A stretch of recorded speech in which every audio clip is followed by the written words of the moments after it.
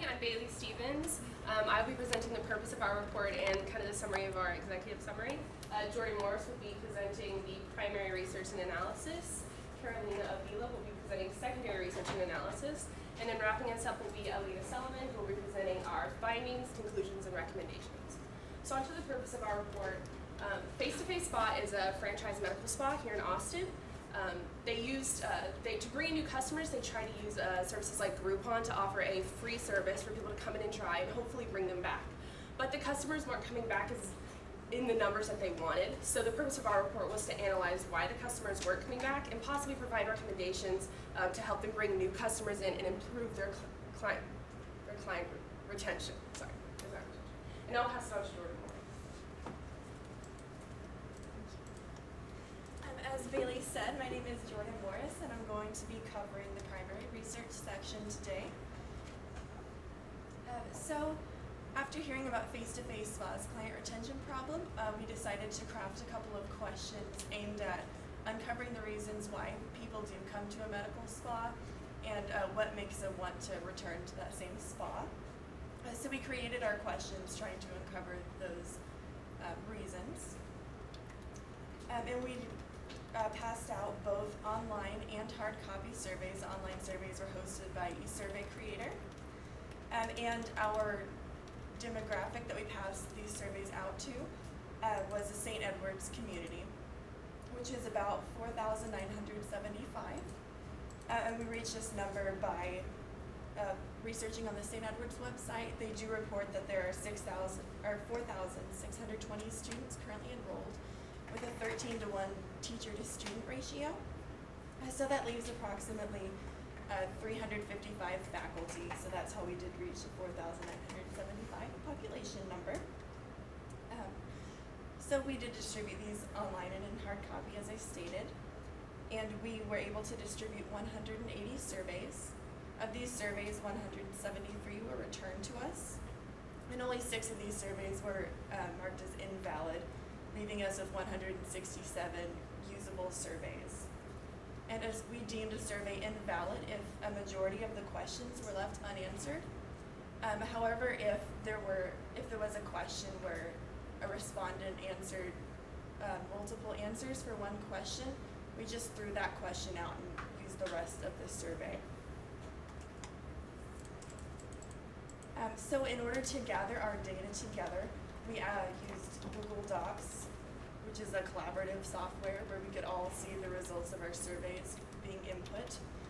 We distributed the hard copy surveys amongst ourselves and hand input those into the Google Doc. And then the data from the online survey was automatically populated into that same document. On that document, we were able to make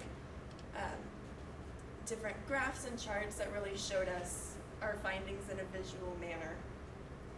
And we were able to find some significant results from our surveys.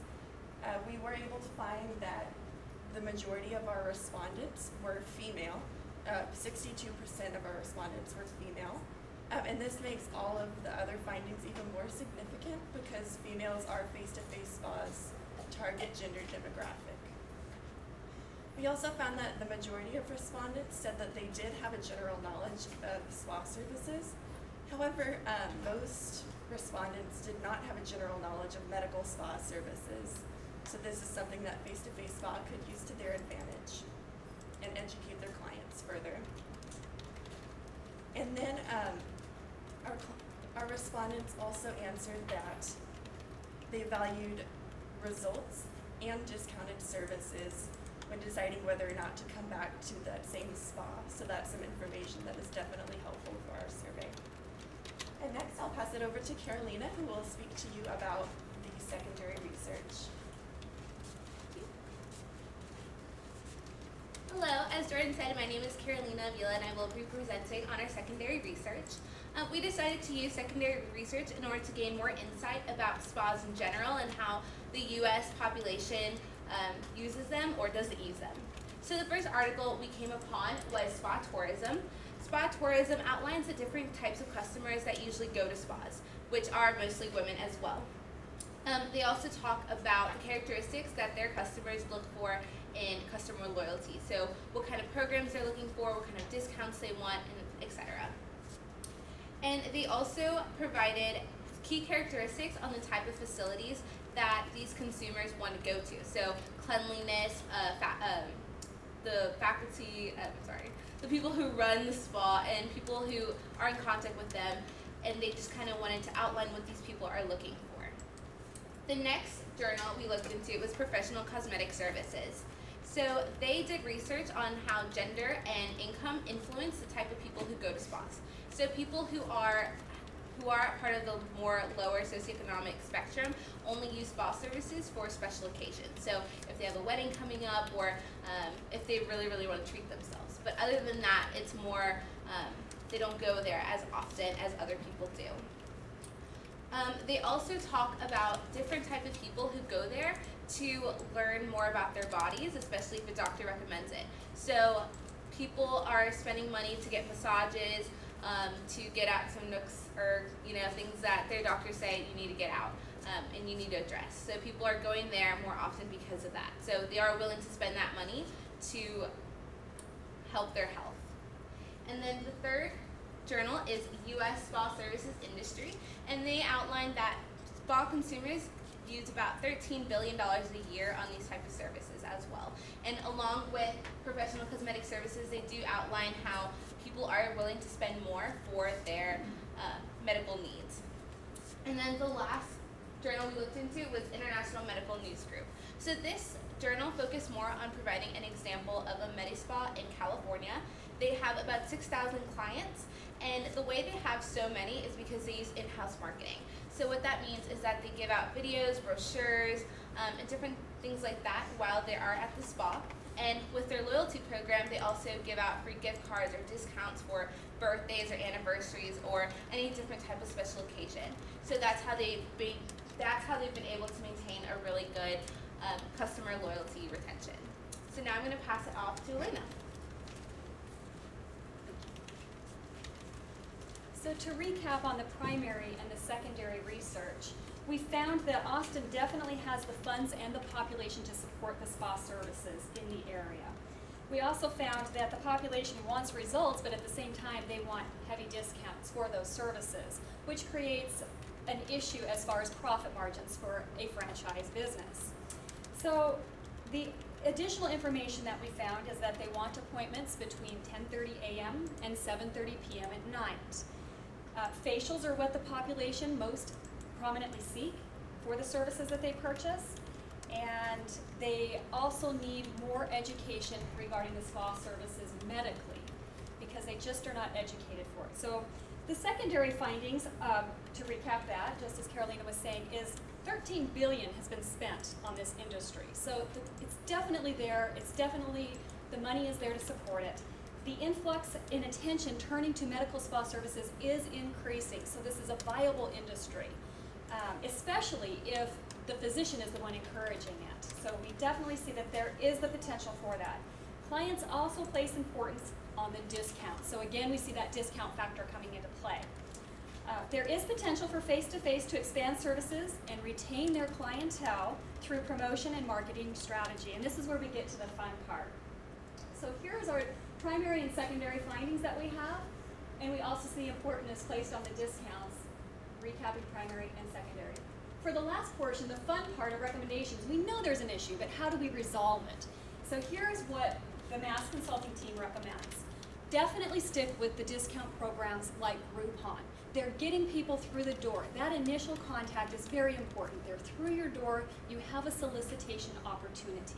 Once they are there, we really felt as a team that capitalizing on the marketing time frame that you have with that person, spending with that person, would build a retention with the client. We think that by offering a marketing brochure that speaks about medical spa services would expand the knowledge base within your own industry of people who walk through the door at Face-to-Face Spa, but also within the community, even if they don't take advantage of that marketing manual. At the end of that visit, we also felt like to invite them to reschedule their second appointment and say, hey, when would you like to reschedule? When would you like to come back? When can we see you again? By asking those questions, it places the decision on their shoulders. And as a client, they may say, you know, I'll get back with you, which is probably what you've already found, Lisa. To overcome that, we think offering a discount program, a loyalty membership, if you will, where they have an email and you send out a monthly discount item or a promotion that you're wanting to expand. Flyers could go out maybe once a month. Not a lot of marketing, but just enough to say, hey, we're offering a microdermabrasion special this month. We're going to give you $10 off. Thank you for being part of our loyalty club. If they decline that because they dislike the factor of having an automatic debit come through their account or another factor, you could follow up with a different solicitation, such as a punch card saying, we're going to offer you, by purchasing 4 facials, your 5th one is free, or your 5th one is at 50% off. Now again, we come into the profit margin factor for your business as a franchise. Perhaps you don't offer it at free, perhaps you mark the other items up just enough to cover the discount that you're offering for the 5th service. Your client's going to think that they're getting a great deal, and you're getting your client coming back as a retention. So those were the items with the Groupon membership that we spoke about. We also think that the contingent program with the punch card would be a good secondary solicitation for people who don't want to be a member, don't want to give consistent email advertisement access. Marketing through exhibition and trade shows is another really good key factor that would expand an initial client base. You do get that through Groupon and promotional items, but by having an exhibition show or a trade show and participating, you could offer free services through a raffle. If you enter your email and you have a chance of winning a free day of the spa or a service of your choice, perhaps you could bring a friend. You can incorporate all different ideas with that. That expands, again, an initial client base. It opens the market in the Austin area. So with Groupon, you might get traveling members from people visiting out of town, but a trade show primarily focuses on the Austin area population. By having that trade show, like the Austin area trade show, you would get more initial clients. Participating in community events where your logo could be seen was another idea that Mass Consulting team had. We felt that the logo being on high school jerseys or on a pamphlet for a play, that advertisement begins brand association, and that marketing strategy then becomes a recognizable entity in the business community. That leads us to another point. By participating in local business ventures, such as Toastmasters, Chamber of Commerce. Maybe you're a member of those, maybe you're not, but in that regard, you could open up avenues that would expand business-wise, attracting business people supporting your business as well. Those were a lot of the items that we had.